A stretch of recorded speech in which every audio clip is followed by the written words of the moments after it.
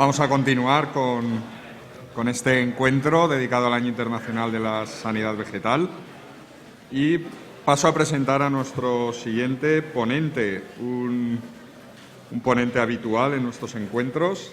Se trata de José María Cobos, subdirector general de Sanidad e Higiene Vegetal y Forestal de la Dirección General de Sanidad de la Producción Agraria del Ministerio de Agricultura. Nos va a hablar del nuevo marco legislativo de sanidad vegetal en la Unión Europea, del Reglamento 2016/2031. José María.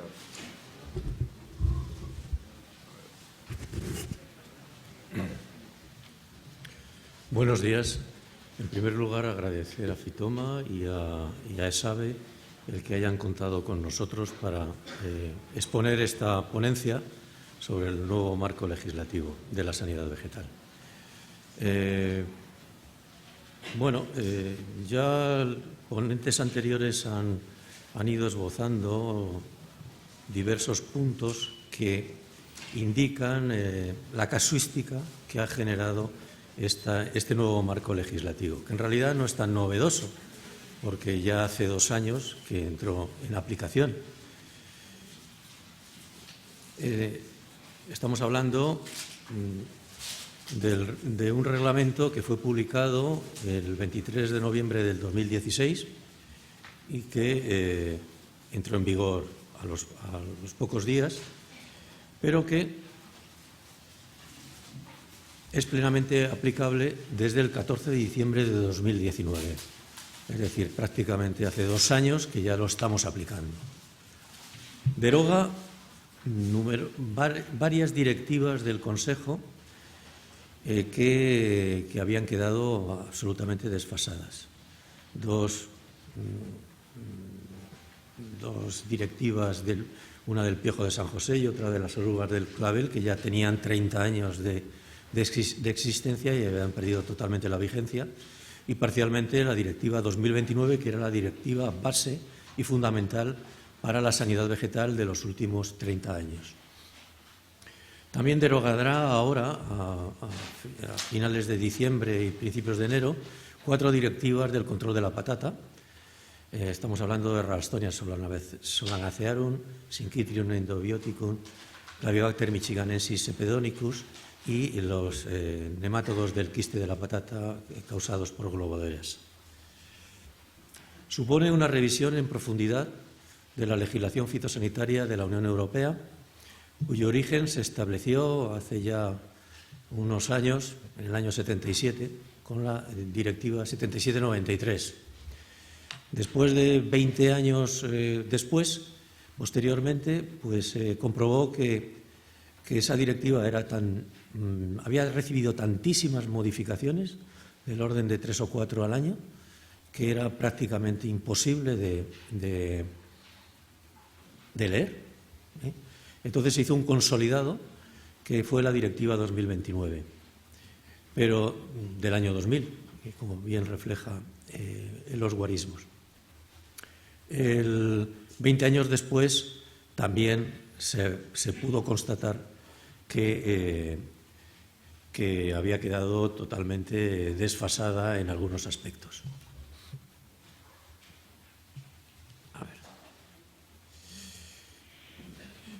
Por último, este nuevo marco legislativo de la Unión Europea en materia de sanidad vegetal no se aplica a los territorios de ultramar que tenemos diferentes estados de la Unión Europea, es decir, los territorios franceses y holandeses, tampoco a Canarias, ni a Ceuta ni a Melilla. Sin embargo, Portugal, por ejemplo, respecto a Madeira y Azores, sí tomó la decisión de aplicar la normativa. En consecuencia, Canarias está considerado como un país tercero, con las consecuencias que ello supone bajo el punto de vista de inspecciones y controles de todo el material que pueda llegar desde Canarias a la península y al resto de la Unión Europea. Unifica la legislación fitosanitaria integrando todos los ámbitos en los cuales la sanidad vegetal tiene alguna relevancia: agricultura, forestal, medio ambiente, paisajismo, lo que supone un avance en un concepto que ahora está tan de moda como es la sostenibilidad.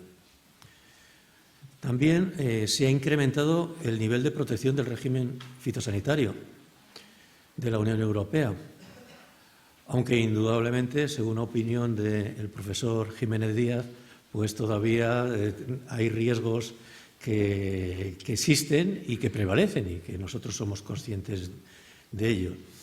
Pero también es verdad que la legislación tiene que intentar compaginar que no haya trabas al comercio más allá de las estrictamente necesarias, pero estamos trabajando en aumentar las inspecciones y mejorar los controles a la entrada de la Unión Europea en los puntos de control o PIF.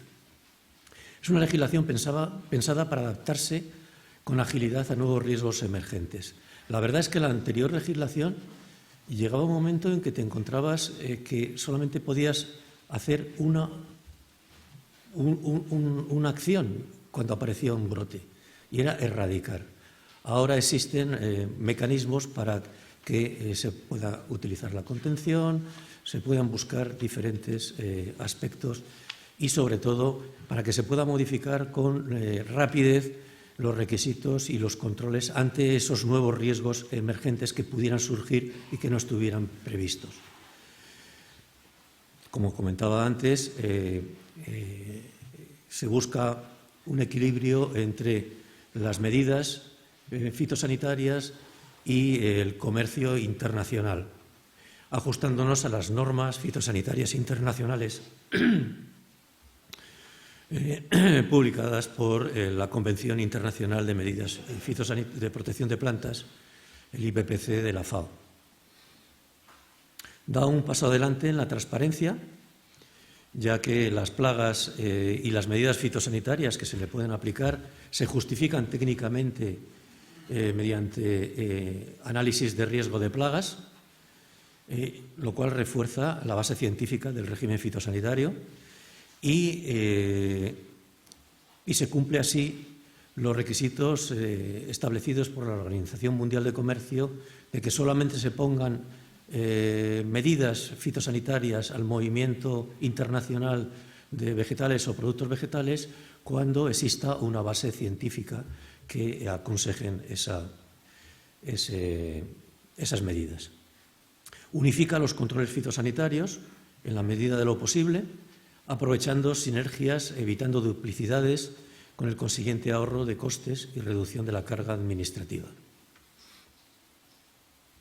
Supone un cambio de estrategia, esto es muy importante, para afrontar los nuevos riesgos de plagas que pudieran aparecer, ya que hasta ahora teníamos un régimen abierto en el cual todo podía entrar en la Unión Europea sin pasar por los requisitos de inspección de fronteras, excepto aquello que se especificaba expresamente que debía ser controlado. Ahora hemos pasado a un régimen parcialmente cerrado, no tan cerrado como por ejemplo en Estados Unidos o en Australia, pero parcialmente cerrado ante la entrada de mercancías procedentes de países terceros, ya que la entrada de vegetales o productos vegetales concretos, si no han sido sometidos a un análisis de riesgo específico, estarían prohibidos, ¿no? Esta prohibición se mantiene siempre que los vegetales no hayan sido debidamente evaluados. En el momento que se produce la evaluación, se determinan los riesgos, se determinan las medidas de mitigación de esos riesgos y que, por lo tanto, esas condiciones deberán ser cumplidas por ese material a la entrada de la Unión Europea o verificar que los inspectores de fitosanitarios puedan verificar que se han cumplido esos requisitos. Se ha elaborado una lista provisional de vegetales y productos vegetales y otros objetos calificados como de alto riesgo, cuya introducción en el territorio de la Unión Europea está prohibida. Y esto se ha hecho mediante una normativa complementaria. También se han establecido normas para equipajes de pasajeros y envíos postales. Mi director general, en su exposición durante la inauguración de estas jornadas, pues hizo énfasis en el riesgo que existe con la introducción involuntaria a través de material vegetal que se pueda llevar en equipajes o también recientemente, en los últimos años, a través de envíos de contratos a través de Internet, en contratos postales. El nuevo régimen pasa a tener un carácter proactivo de cara a la prevención.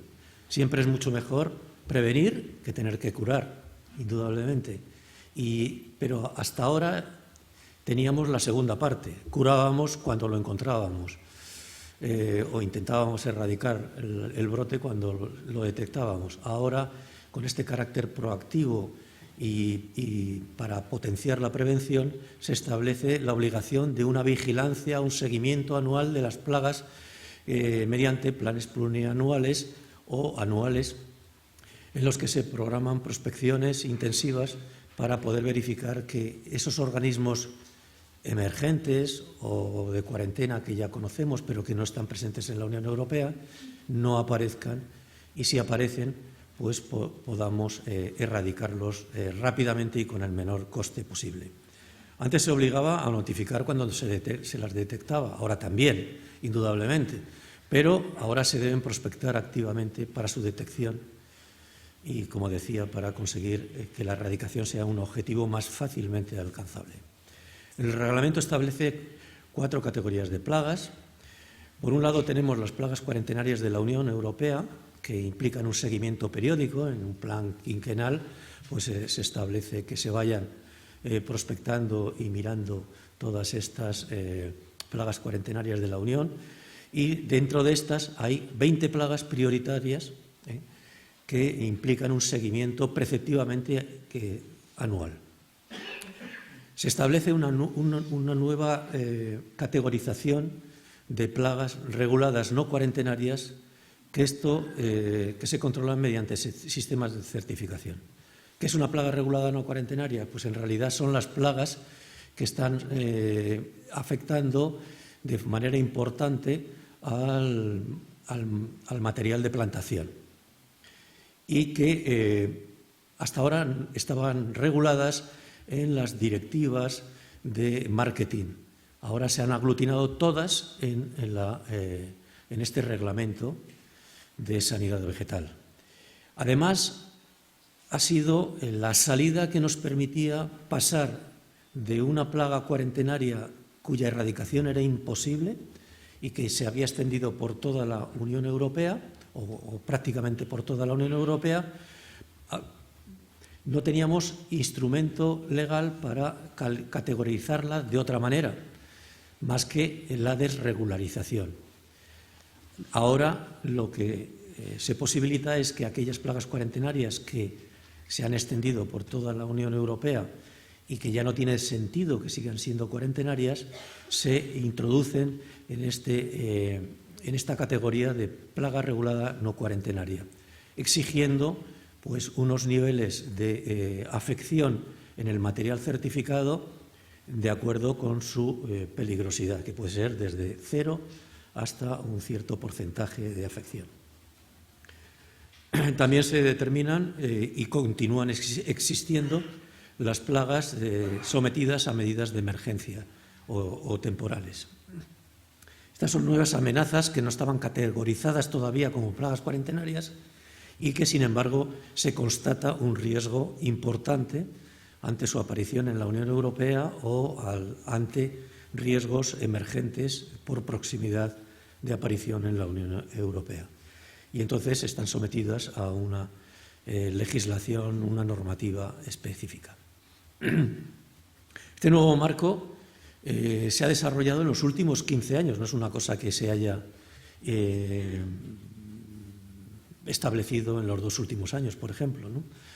Se inició en el año 2008 y ahí está todo el proceso en el cual está implicada la Comisión como proponente legislativo, el Consejo, el Parlamento y al final y los Estados miembros, indudablemente, que hemos participado en su redacción y elaboración.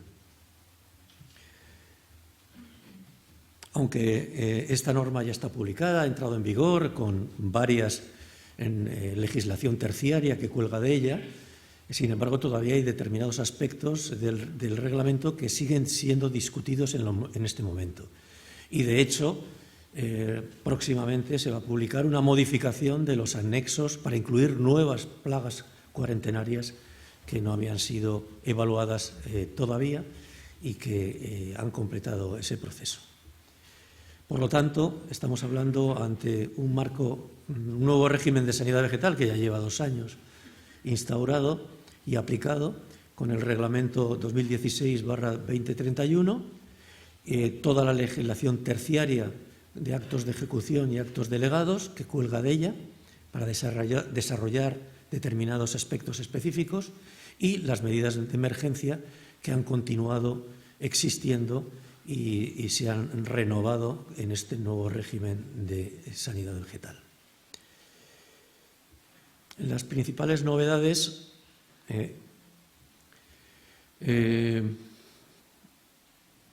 se ha buscado una aplicación uniforme de estas nuevas normas en toda la Unión Europea. Ha sido comentado por varios intervinientes anteriores que la globalización del comercio, que cada vez es más rápido y llegan los vegetales y productos vegetales procedentes de países terceros, de hemisferios alejados del nuestro, con total frescura en muy poco tiempo, y con ellos, pues lógicamente, si vienen frescos, pues pueden llegar también las plagas que les pueden infestar, y por lo tanto este es un riesgo emergente y creciente, no va a disminuir ni mucho menos. Y luego el cambio climático. El cambio climático hace que plagas que hasta ahora podían aparecer en nuestras latitudes por los condicionantes climáticos no tenían capacidad para establecerse y por lo tanto dispersarse y ocasionar daños. Y estamos hablando, por ejemplo, de tripétidos no europeos, por ejemplo, moscas que con este cambio climático y la bondad del clima en regiones de la Unión Europea donde se puede incrementar, pues puede llegar a facilitar su implantación. Por lo tanto, es importantísimo adoptar medidas para subsanar estos riesgos. Se establecen criterios para determinar sobre qué plagas se deben adoptar medidas. Se concentran los esfuerzos en las más importantes, que son las 20 plagas prioritarias, pero sin despreciar el resto de las plagas cuarentenarias. Se establece, como existía en el anterior marco legislativo, la obligación de notificar las plagas a la Unión Europea y a los demás Estados miembros, pero ahora también de informar a los operadores profesionales y al público en general. La concienciación y la transmisión de información ha sido una de las prioridades en esta nueva legislación. Respecto a la aparición de un nuevo brote, se ha creado una nueva figura que no existía antes en el marco legislativo de la sanidad vegetal, que era, detectamos un brote y se obligaba a erradicar. Pero ahora, para erradicar, hay que determinar un área infestada y un área buffer o un área tampón alrededor de ella, que dependerá de una anchura, su anchura dependerá de la capacidad de dispersión del organismo en cuestión, de la plaga cuarentenaria detectada. Ese conjunto de zona infestada y zona tampón es lo que se viene a denominar en la legislación demarcación de la zona o zona demarcada. Y en la zona infestada hay que erradicar, pero hay que desarrollar una prospección intensiva continuada en la zona buffer para verificar que realmente se está consiguiendo la erradicación y no está continuando la dispersión.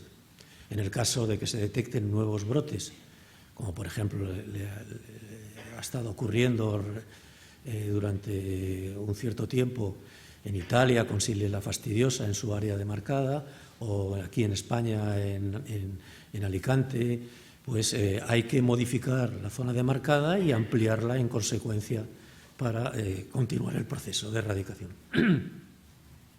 Otra de las cuestiones importantes es que se hace mención expresa en la legislación, en la nueva legislación, que los Estados miembros tenemos que encontrar instrumentos para posibilitar el acceso legal a lugares privados, ya que se constata que en determinadas erradicaciones eso es un problema importante. Aquí esto es importante a la hora de que las autoridades competentes para poder entrar a lo que se puede denominar un domicilio, es necesario la autorización de un juez, una autorización judicial. El que en la normativa de la Unión Europea figure esta mención, pues indudablemente va a favorecer de alguna manera en que el juez pueda conceder esa autorización. Pero sin lugar a dudas, esto es un problema en determinadas circunstancias, que todavía nos falta un desarrollo suficientemente claro para poder alcanzar una flexibilidad y una rapidez de intervención que a veces no es posible ante estas situaciones. Se deben hacer prospecciones de plagas cuarentenarias en la Unión Europea y lo que comentaba antes, planes anuales. Y se prevé la contención. Es decir, antes cuando un organismo de cuarentena no se podía erradicar, pues solamente teníamos la posibilidad de regularizarlo. Y eso se hizo, por ejemplo, en la avispilla del castaño, en la pulguilla del maíz, Diabrótica virgífera, se desregularizaron. Ahora, para determinadas plagas y en aquellos aspectos de una erradicación, cuando ya adquiere unas proporciones que hace que la erradicación sea imposible, se prevé una nueva fórmula que es la contención, intermedia entre la desregularización y la erradicación sensu estricto. Se mantienen las posibilidades de medidas de emergencia, como ya decía, y se permite a los Estados miembros adoptar medidas más estrictas que las previstas en los reglamentos, siempre que no afecten a la circulación de vegetales, que eso ya es una situación que solamente podemos aplicar las disposiciones de la Unión Europea que están en consonancia con la Convención Internacional de Medidas Fitosanitarias del IPPC. Y luego, respecto a las plagas prioritarias, que es una cuestión nueva, las 20 plagas prioritarias, y que va a ser objeto de otra ponencia en estas jornadas, a cargo de Emilio Cerezo, se establece en la normativa las obligaciones que tenemos y los criterios que podemos aplicar respecto a estas plagas. En primer lugar, mucha información al público para que conozcan la situación, la obligación de realizar prospecciones anuales para verificar si están presentes o no, el establecimiento preceptivo de planes de contingencia y la realización de ejercicios de simulación, es decir, en el cual todos los actores que deberían intervenir en el caso de que apareciera un brote ante una situación ficticia, pues hay que reunirse y hacer este ejercicio de simulación para adiestrarnos y estar preparados en el caso de que aparezca. Hay que establecer planes de actuación en el caso de que aparezca y la Unión Europea establece la posibilidad de cofinanciar las medidas de erradicación en el caso de que aparezcan brotes. Y, de hecho, estamos en España recibiendo financiación para Xylella fastidiosa, para el nematodo de la madera del pino. Se mantiene un concepto que existía anteriormente, que es el de las zonas protegidas. Cuando un organismo de cuarentena se establece por parte de la Unión Europea, la legislación permite que en aquellas zonas de la Unión Europea donde no exista y que, sin embargo, tiene posibilidades reales de aparecer y establecerse, que se declare como zona protegida y, por lo tanto, se puedan adoptar medidas específicas para proteger esa zona protegida del resto de la Unión Europea donde el organismo está presente. Se incorporan las RNQPs o reguladas no cuarentenarias con tolerancias según las categorías. Se sigue reconociendo el riesgo inaceptable de determinados vegetales que se siguen prohibiendo procedente de determinados países terceros, dependiendo del país y de la situación de ese organismo en esos países terceros, con lo cual, como decía antes, el régimen deja de ser abierto. Si aplicáramos la normativa de una forma absoluta a todas las situaciones, la propia aplicación de esa normativa haría que se bloqueara, ¿no? Entonces se establecen algunas excepciones para aquellos aspectos que ya no representan un riesgo demasiado elevado, que son para el uso no profesional y no comercial de pequeñas cantidades, siempre que no estén destinadas a la plantación. Se mantienen las excepciones para fines científicos, lógicamente. Las investigaciones requieren de utilizar organismos cuarentenarios que pueden estar vivos o tienen capacidad infectiva y con determinadas condiciones de seguridad hay que permitir que se puedan trasladar desde países terceros o dentro de la Unión Europea estos organismos de cuarentena para este fin. Y para eso se ha establecido un reglamento delegado, el 2019-829. Normas para equipajes de pasajeros y envíos postales. Se normaliza el tránsito comunitario cuando estamos hablando de un material que va a salir por un puerto de otro Estado miembro para un país tercero. Es allí, en el puerto del otro Estado miembro, cuando se le otorga el certificado previo de exportación, pero para ese traslado es necesario un papel que garantice que ese movimiento desde el Estado miembro de origen al Estado miembro por el cual va a salir al país tercero, pues va bajo control. Normas para las estaciones de cuarentena, cuando estén establecidas. Y luego se crea un registro único. Este registro único de operadores profesionales, que incorpora todos los registros relacionados con la sanidad vegetal y con la legislación de marketing que ampara y controla toda la producción de material de plantación y de semillas.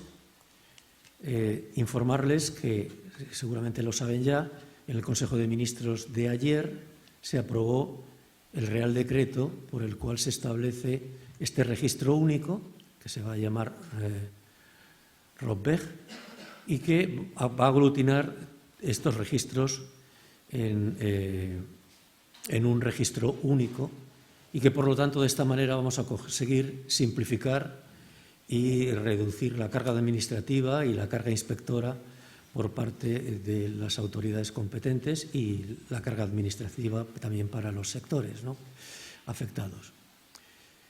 Es importante señalar también que el registro se va a ampliar netamente debido a que lo que ya se ha comentado en algún momento en las intervenciones anteriores, el material de plantación se ha considerado en la evaluación que se hizo de la anterior legislación, se consideró que el material que representaba un mayor riesgo era aquel que estaba formado por el material de plantación y las semillas, lógicamente. Entonces, esto, que hasta ahora solamente determinado material de plantación tenía que estar registrado y se le otorgaba el pasaporte fitosanitario, a partir de ahora va a ser todo el material de plantación, con lo cual va a haber que registrar numerosas instalaciones que hasta ahora no precisaban, tanto de empresas y viveros, garden center, empresas que comercializan a distancia, como las empresas de semillas, los laboratorios, multiplicadores, compañías de tratamientos, almacenaje y distribuidores. Al registrar a estos operadores se le podrá autorizar a expedir el pasaporte fitosanitario. También se les exigirá un sistema de autocontrol a estos operadores autorizados que deberán acreditar que tienen conocimientos necesarios sobre la legislación y demostrarlo ante la autoridad competente, que es la que le va a autorizar para poder continuar con su actividad con plenas garantías fitosanitarias. Además, deberán disponer estos operadores de un plan eficaz para la erradicación en el caso de aparición de plagas cuarentenarias o reguladas no cuarentenarias y deberán mantener una trazabilidad de sus actividades durante al menos 3 años, tanto en un sentido de los envíos realizados como de los envíos recibidos, para que en el caso de que aparezca un problema podamos desde las autoridades competentes realizar las indagaciones y llegar al origen del problema. El pasaporte fitosanitario se regula de nuevo, se normaliza. Se había creado con el anterior marco legislativo una verdadera Babel de formatos y modelos de pasaporte según los Estados miembros e inclusive dentro de un mismo Estado miembro. Se ha normalizado perfectamente, se ha compaginado con las etiquetas de certificación de semillas y material de plantación. No se exige a los usuarios finales ni a jardineros domésticos y luego hay una cuestión que lo expide el operador profesional, pero se faculta a la comunidad autónoma, en el caso de que así lo considere oportuno, a continuar emitiendo pasaportes como alguna lo ha venido haciendo hasta ahora. Los actos que cuelgan de esta normativa, la normativa establece al menos 40 posibles actos de ejecución y, si no recuerdo mal, 17 posibles actos de delegados. La Unión Europea la Comisión ha ido desarrollando aquellos actos de ejecución que se han considerado más relevantes y necesarios, y en este momento pues, tenemos actos de ejecución para el formato del pasaporte fitosanitario, para normas específicas de los procedimientos de evaluación de los riesgos de los vegetales, una lista provisional de vegetales de alto riesgo, un reglamento de condiciones uniformes que ahora comentaremos rápidamente, qué requisitos deben cumplir las estaciones de cuarentena o instalaciones de confinamiento respecto al reglamento de condiciones uniformes, que es el principal y más importante, que se publicó al mismo tiempo que el reglamento base. Regula todas las plagas cuarentenarias y no cuarentenarias y las medidas para la entrada, movimiento de vegetales, productos vegetales. Son los anexos de la antigua Directiva 2029 y aquí pues señalar que en el anexo 2 se relacionan 174 plagas cuarentenarias, 31 plagas cuarentenarias de zona protegida, 220 plagas reguladas no cuarentenarias, 51 especies vegetales prohibidas su introducción cuando proceden de determinados países terceros, una serie de anexos en los cuales se establecen los requisitos que deben cumplir determinadas vegetales o productos vegetales para poder entrar en la Unión Europea procedentes de terceros países o para moverse dentro de la Unión Europea, dentro de un Estado miembro a otro. Se determina también el número de vegetales que no requieren, vegetales y productos vegetales que no requieren certificado fitosanitario a la entrada de la Unión Europea, que se han reducido a 4 frutos, la piña, el coco, el durión, la banana o el plátano y el dátil. El resto tienen que venir e introducirse cuando lleguen a la frontera, pasará una inspección fitosanitaria que verificará si están libres de organismos de cuarentena y verificarán que van acompañados de un certificado fitosanitario. Se establece la relación de vegetales y productos vegetales que necesitan ese certificado, también en otro anexo, y los que necesitan el pasaporte fitosanitario para moverse dentro de la Unión Europea. Continuando y rematando los actos de ejecución, hay otro reglamento sobre la información a los viajeros, otro sobre la formación y las instrucciones de los informes anuales que tenemos que cumplimentar los Estados miembros para que haya una uniformidad de la información que recibe la Comisión y poder comparar lo que hacemos unos Estados miembros y otros. Medidas para la introducción de determinados vegetales que han sido retirados del reglamento de ejecución 2019 y luego tipos y especies vegetales para plantación no exentos del requisito del código QR de trazabilidad que se exige ahora que vaya en el pasaporte fitosanitario.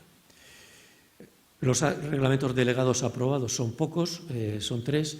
Los criterios que deben cumplir estos operadores profesionales, ya comenté antes que se les exigía autocontroles, estar formados para poder conocerla y acreditar que se conoce la legislación, etcétera.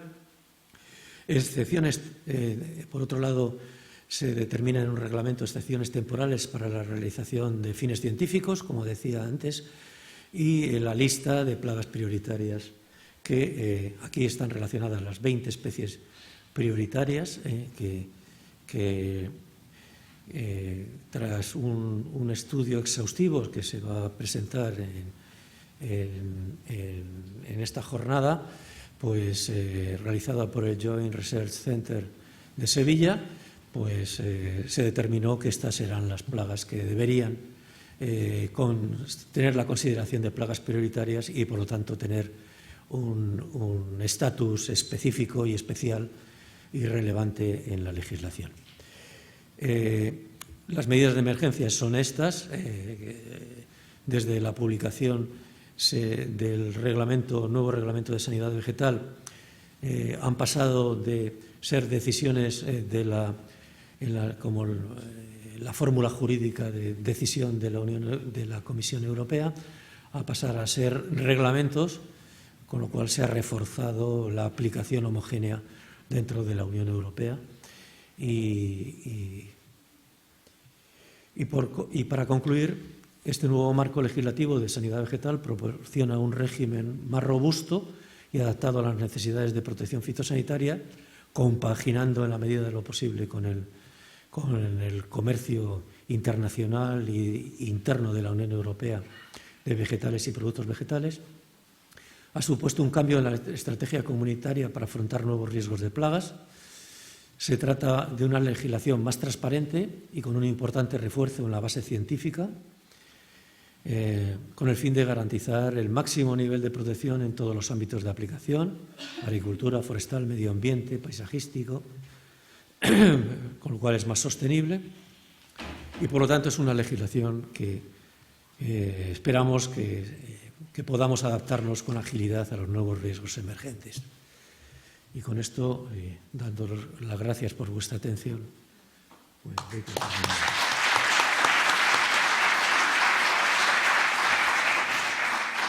Muchas gracias, José María. Vamos ya con la primera mesa redonda de esta parte inaugural, que será moderada por la doctora Blanca Landa, del Instituto de Agricultura Sostenible del CSIC. Ahora los que hayáis anotado alguna pregunta podéis entregárselo a los técnicos de sala, se lo harán llegar a la moderadora. Por favor, los ponentes de este primer bloque, Antonio, Rafael, podéis ir subiendo.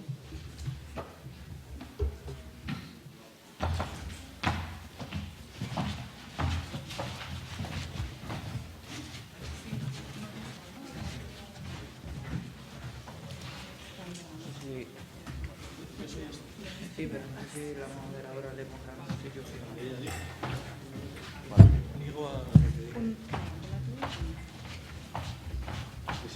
Toma, ¿me puedes coger esto?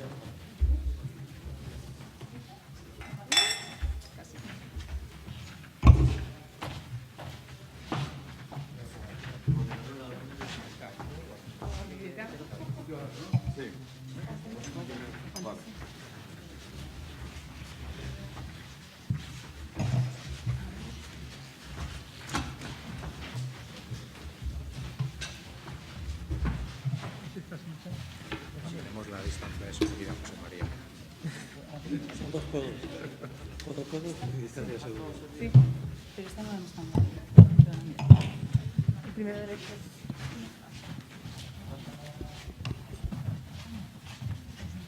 ¿Y usted?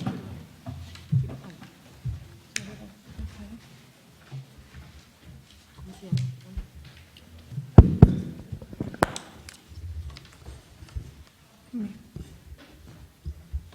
Si tenéis alguna pregunta que os hayan entregado, me las vais subiendo. Bien. Yo, para empezar, me gustaría hacer una pregunta a Toni Vicent. Yo sé que desde la EFSA estáis haciendo un esfuerzo ímprobo y el número de plagas y enfermedades con las que tenéis que tratar y trabajar es elevadísimo. Me gustaría saber cuál ha sido la estrategia para saber por dónde empezar. ¿Se ha priorizado por cultivos, por las plagas que se consideran de mayor interés, las 20 que se han comentado con anterioridad, o cómo ha sido la estrategia? Porque los intereses, obviamente, del norte de Europa son muy diferentes a los del sur. Gracias, Blanca, por la cuestión. Y realmente es una pregunta que no es para EFSA como tal, sino realmente sería para José María, al comité del PAF, porque realmente EFSA, la comisión ya le envía el mandato con qué plagas y patógenos tiene que trabajar en un periodo de tiempo determinado. Sí que es verdad que puede proporcionar elementos, digamos, científicos en esa toma de decisiones, como es una priorización, como son análisis de riesgos, etcétera, pero al final, digamos, el mandato propiamente sale de la propia Comisión Europea. Sí que es cierto que se partía de una base de que había muchísimas plagas y patógenos regulados en la directiva anterior, de los cuales no existía un análisis de riesgos ni una categorización, y lógicamente eso fue lo primero que se tuvo que abordar. Pero a partir de ahí, quizás, José María, tú puedes aportar un poco más de luz en este sentido. Sí, efectivamente, es un tema que no es fácil, pero a nivel internacional existen organizaciones regionales que, de alguna manera, como es la Organización Europea de Protección de Plantas, que de alguna manera aportan información de aquellas plagas que en otras latitudes se están moviendo de una forma más peligrosa, ¿no?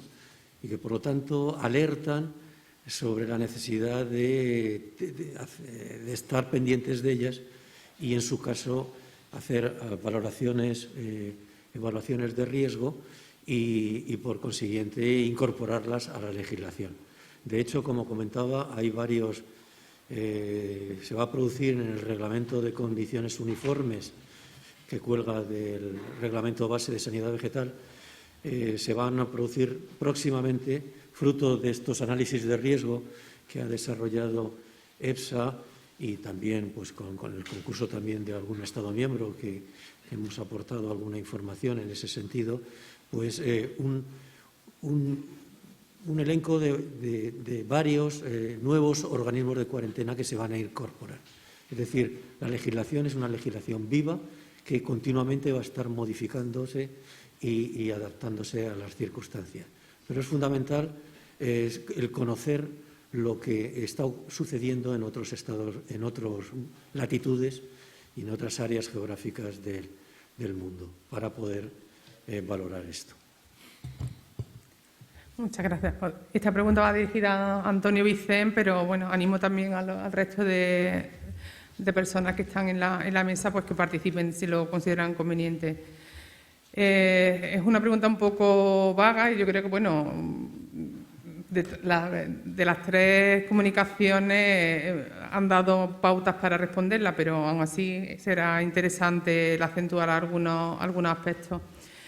¿Cree que la futura política de la Unión Europea en sanidad vegetal tiene en cuenta o aborda la problemática de la aparición de nuevos patógenos y sus estrategias de control? Quizá va más encaminada hacia las estrategias de control. Obviamente, en las 3 charlas que hemos tenido queda claro y de manifiesto que la Unión Europea se está abordando los patógenos emergentes, pero quizá hace más hincapié en la estrategia de control. Bueno, un poco creo que todos podemos intervenir en esta respuesta, pero bueno, sí que es cierto, y Rafael seguro que eso puede dar más soporte que yo, la prevención es parte del control, desde un punto de vista de la definición.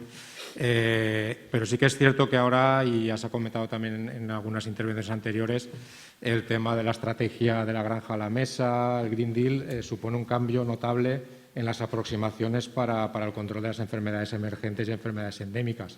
Y sí que es verdad que esto en EFSA es un elemento ahora de discusión y de debate, porque claro, eso forma parte del impacto. Es decir, cuando uno evalúa el impacto de una posible introducción, no es lo mismo disponer de un elenco de materias activas o de un elenco de medidas de control que en los próximos años desaparecerán o no serán, digamos, admisibles por parte de los legisladores. Y, por lo tanto, sí que es un elemento que está todavía en esa fase de discusión y que imagino que irá creciendo a medida que también toda esta política del Green Deal pues, se vaya implementando de una manera más concreta.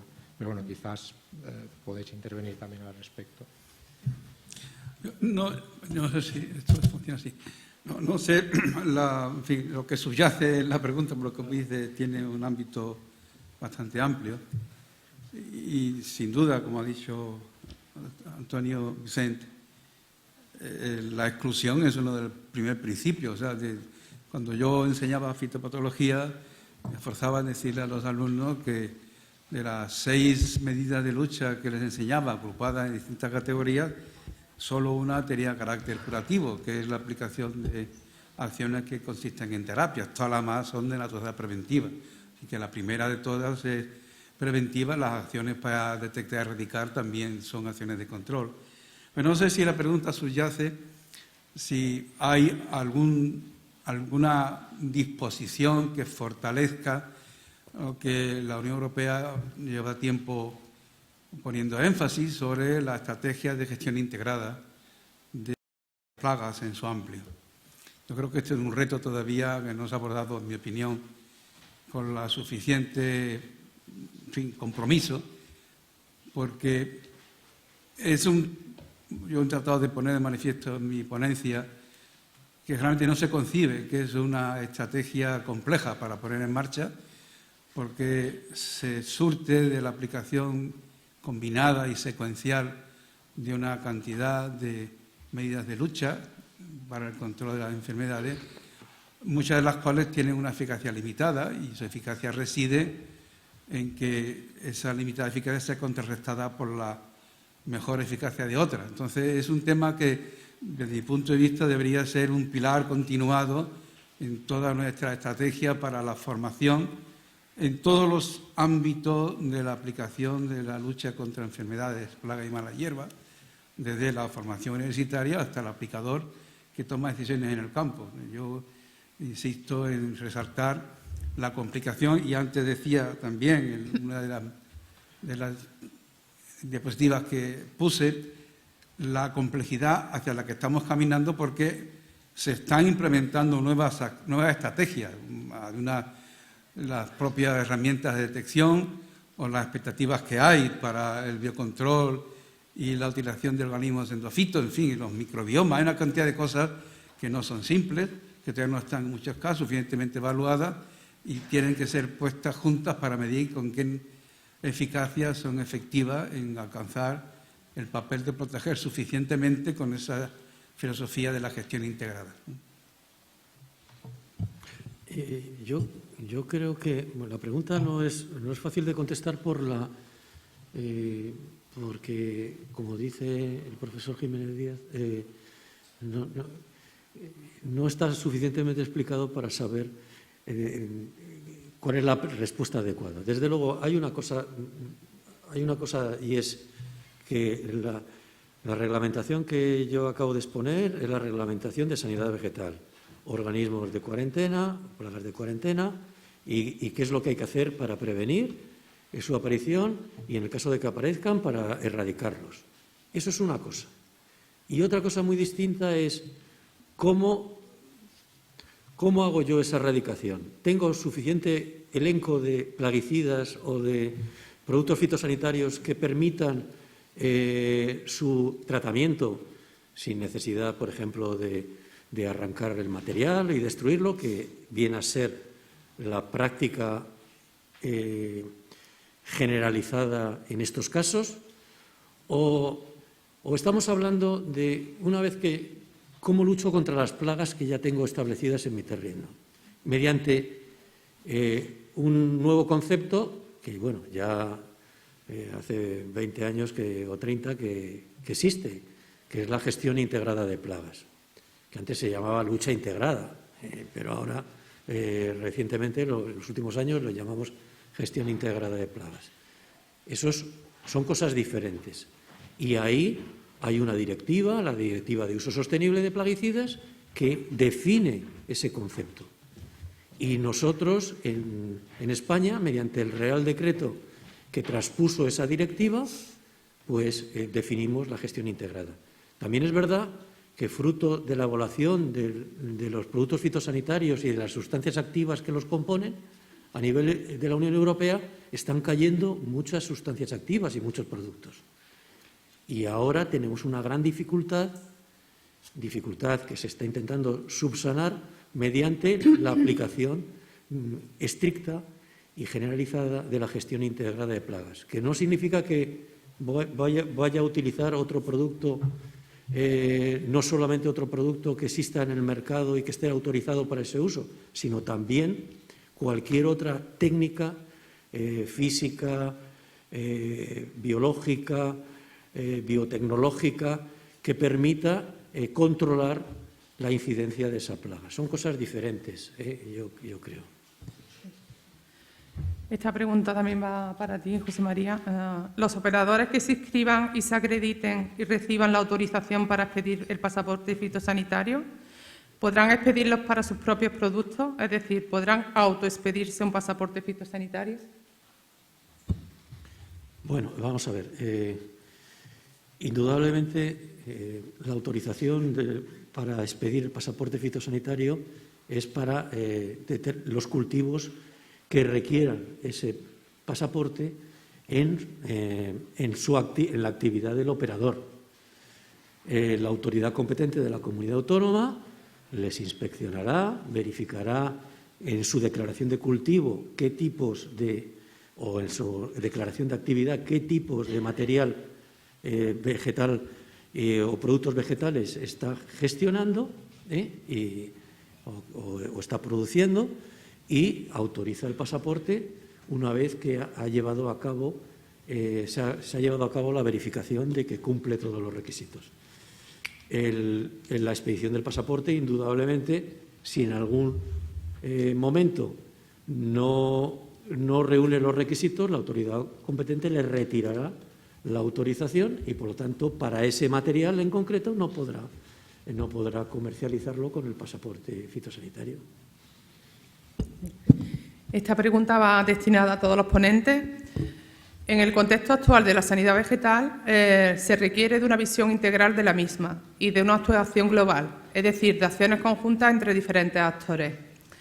Estos hechos tienen influencia en cómo compartimos la investigación en la política Open Science, el protocolo DORA, etcétera.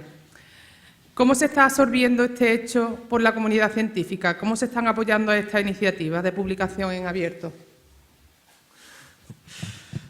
Bueno, no es una pregunta fácil y, bueno, yo creo que Enrique ha comentado un poco también en su ponencia. Hay todo un movimiento porque, bueno, sí que es cierto que se ha creado como una especie de ciclo vicioso, ¿no?, entre editoriales que se publican artículos y artículos que, si no es suscriptor de esa revista, no se puede acceder, cuando realmente pues todo eso está, al menos en España, en mayor parte financiado las investigaciones por fondos públicos. Por lo tanto, el que está pagando por esa investigación no puede acceder a esos resultados porque no tiene acceso a la revista, salvo que pague, y no suelen ser suscripciones, me refiero siempre a las revistas científicas.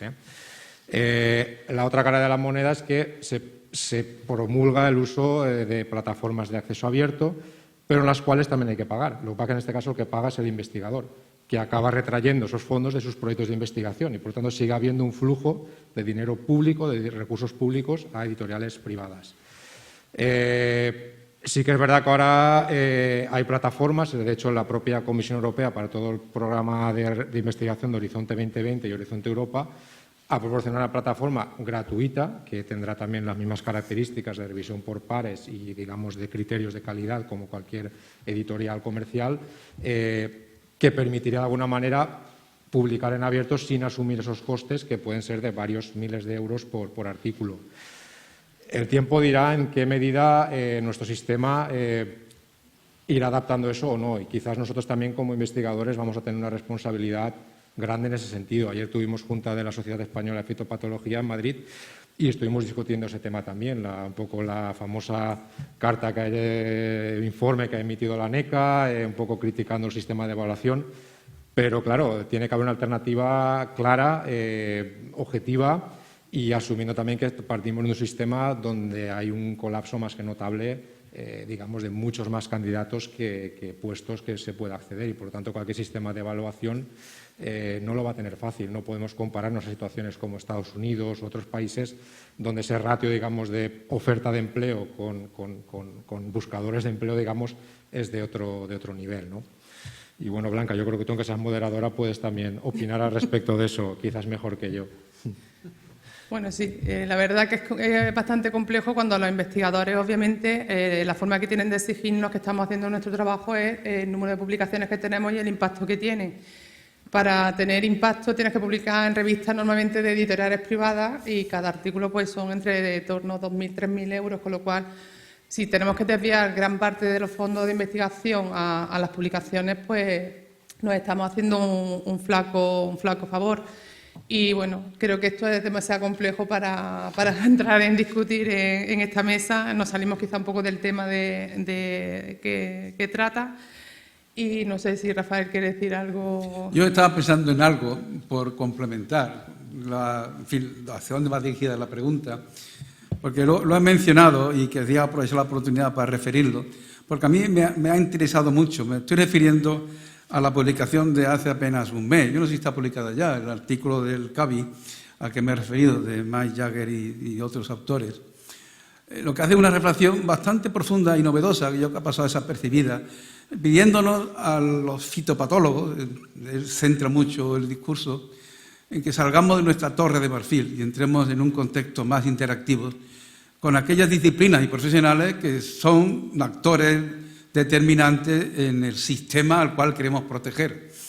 Yo creo que están haciendo énfasis en que nos convenzamos de la necesidad de una visión más holística y en el que incluso de la investigación, la forma de abordarla salga fuera de la torre de marfil, de la propia patología en un caso, o incluso de la salmieta, y traiga hacia las interacciones para buscar soluciones más sólidas, más integradoras, más permeables, más transmisibles y más asumibles en otros componentes del sistema productivo de alimentos, que incluye otras ciencias agrarias y otras ciencias que son las que van a conducir las nuevas tecnologías que queremos implementar. Y ese es el tipo de cosas que yo me gustaría sumar al hecho en sí, de que no solo basta con que produzcamos información novedosa, sino que esa información que nos da más comprensión de problemas complejos realmente convenza a nuestros colegas que han de colaborar o con los cuales debemos colaborar para ser eficientes lo que nos demandan aquellos que nos pagan.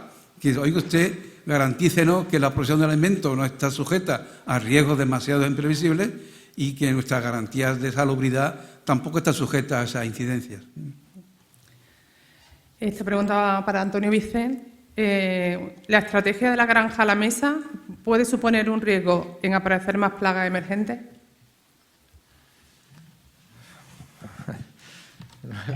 No es fácil la respuesta tampoco. A ver, en principio lo que se propugna en esta estrategia es una reducción drástica en el uso de fitosanitarios químicos de mayor riesgo y luego en general. ciertamente hay a nivel, por ejemplo, de plagas y patógenos, hay algunos que dependen todavía de algunos productos concretos para su control. En la medida que no aparezcan alternativas eficaces para controlar esos patógenos, esas plagas, sí que puede darse pie a que plagas o enfermedades que en estos momentos están bajo control puedan emerger. Y bueno, José María ha nombrado antes el cotonet, creo, puede ser un ejemplo como tal. Otra cuestión es si esa estrategia que estábamos usando era la adecuada, asumiendo pues, sus impactos ambientales, sobre la salud, etcétera, etcétera. Pero ciertamente es un reto, ¿eh? O sea, yo creo que es algo que se habla de un plazo de prácticamente 8 campañas de cultivo aquí al 2030 y yo creo que en algunos grupos de plagas, grupos de patógenos, la situación es delicada y veremos. El tiempo nos dirá, creo.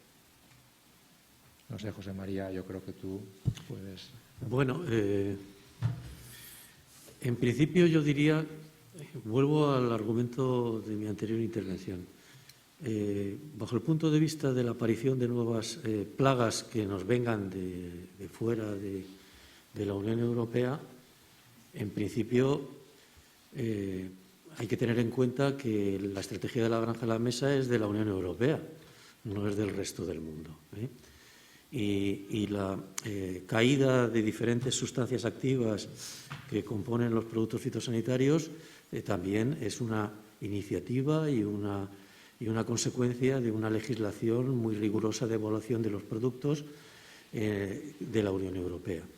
Luego, entonces, en otras latitudes de las que importamos los productos y los vegetales, de países terceros, pues en principio no debería tener unas consecuencias. Sí es cierto que la caída de un determinado sustancia o producto que de alguna manera estaba controlando una plaga objetivo, una plaga establecida o normal en nuestro territorio, y sustituirlo por otras alternativas más amigables, por decirlo de alguna manera, pues puede hacer que resurja otra plaga que hasta ahora la presión de ese producto fitosanitario la mantenía contenida, ¿no? Puede, y de hecho hay ejemplos que lo demuestran. Pero yo creo que la estrategia de la granja a la mesa debemos circunscribirla al ámbito en el cual se está aplicando y se tiene que aplicar. Mi director general, en su intervención durante la inauguración, lo dijo muy claramente. Con determinadas... la estrategia de la granja a la mesa no habla de valores absolutos de utilización de productos fitosanitarios, sino de valores de utilización de productos fitosanitarios ponderados por el riesgo de cada uno de ellos. Y esto es lo que hace que, controlando y buscando alternativas a determinados productos, pues podamos conseguir cumplir con el objetivo de la reducción del 50% de aquí al 2030. Yo quería también aprovechar, porque tenía en mente justamente mencionar esa intervención del director general que me ha parecido muy oportuna, al desviar el foco de atención en la cantidad per se y más a la reducción del riesgo. Y también quería traer a colación las palabras del actual presidente de AESABE, porque yo creo que existe tecnología, conocimiento, y si bien la reducción del riesgo puede estar más insistentemente buscada en reducir el efecto negativo de productos que tengan mayor toxicidad o mayores repercusiones, desde luego hoy hay tecnologías que permiten ponerla dentro de ese paquete de consideración de reducción del consumo. Dos elementos que han salido a colación esta mañana. Uno es el que demostrado hace ya más de 50 años que el mejor producto fungicida puede no ser eficiente, siendo eficiente, puede no ser efectivo en combatir una enfermedad si ésta se desarrolla con el potencial explosivo que auspician algunas condiciones determinadas que favorecen sus epidemias. De manera que tener acciones que reduzcan en la medida en que esas condiciones auspicia el desarrollo de explosivos de epidemia, también facilita que los productos sean más efectivos.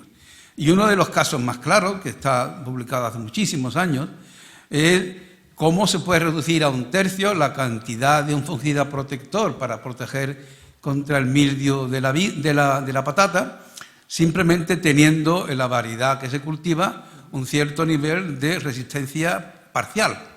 O sea, no una resistencia gobernada por genes mayores de efectos completos, sino resistencia que reduce el desarrollo de las epidemias. Pues bien, con solo esa resistencia, documentada con repetidos experimentos y publicados durante varios años, era convincente que se reducía y alcanzaba el mismo nivel de eficiencia con 1/3 de la cantidad de la dosis del fungicida. Esa es una parte. Y la otra, la que ha dicho el doctor Gil, sobre que hoy hay tecnología cada vez mejorada seguramente en precisar dónde se deposita y qué cantidad y qué parte vegetal se protege, que naturalmente irá guiada por el conocimiento que se tenga de cuál es la ecología del organismo que queremos combatir y cuáles son las características que se produce en la invasión en la copa o en la parte subterránea de la planta cuando haya lugar. O sea que yo creo que ese tipo de cosas debería estar en nuestra convicción interna para decir, oiga usted, que yo puedo ser eficiente si aplico el conocimiento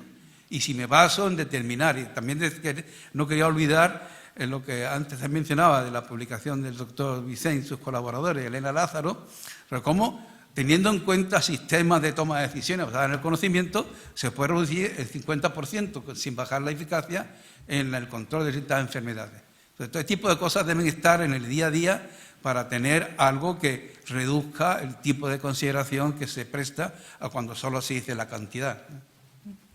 Bien, desafortunadamente vamos a tener que pasar a la siguiente sesión porque vamos mal de tiempo. Os animo a que sigáis con todas las sesiones y, bueno, seguro que, como eso la de algunos temas y aspectos, pues podremos ir contestando en las siguientes mesas redondas. Gracias.